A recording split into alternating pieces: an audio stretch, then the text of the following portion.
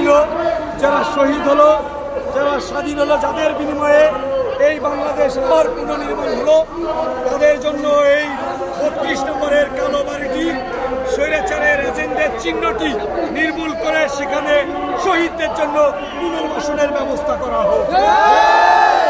এটি আমাদের সারা বাংলাদেশের আপামর জনতা, আমরা সচেতন নাগরিক দাঁড়িয়েছি, সারা বাংলাদেশে জনতার দাবিতে পরিণত হয়েছে।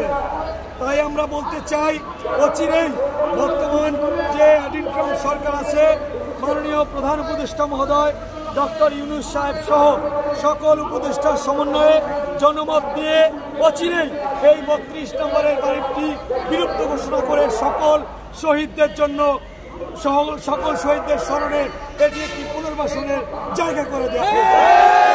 ধন্যবাদ সকলকে।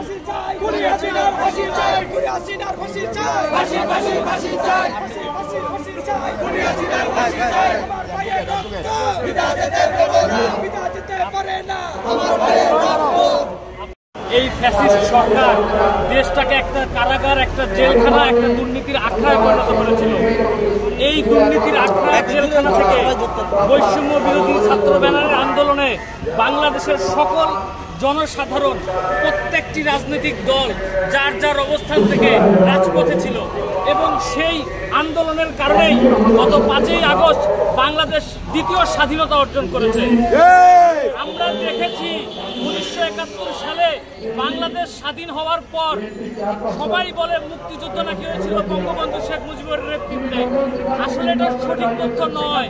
তখন তিনি ছিলেন পাকিস্তানিদের কাছে বন্দী, তিনি ঘোষণা দিতে পারেননি।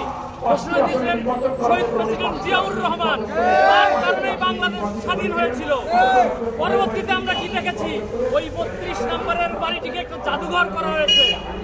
আমরা দ্বিতীয় মুক্তিযুদ্ধ পেয়েছি। এই মুক্তিযুদ্ধের অনেক শহীদ যোদ্ধা আছে।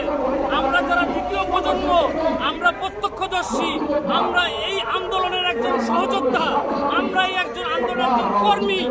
আমরা নাগরিক সমাজ আজকে একত্রিত হয়েছি। আমরা আমাদের দাবি দাওয়া নিয়ে এসেছি। দাবি দাওয়া পেশ করার জায়গা হচ্ছে প্রেস ক্লাব। প্রেস ক্লাবের সামনে থেকে আমরা আমাদের দাবি দাওয়া পেশ করছি। পরবর্তীতে উপদেষ্টা মণ্ডলীগণের কাছে আমরা আমাদের দাবি দেওয়া প্রেরণ করব। আমাদের দাবি হচ্ছে, যেই স্বাধীনতা আমরা পেয়েছি, যেই মুক্তি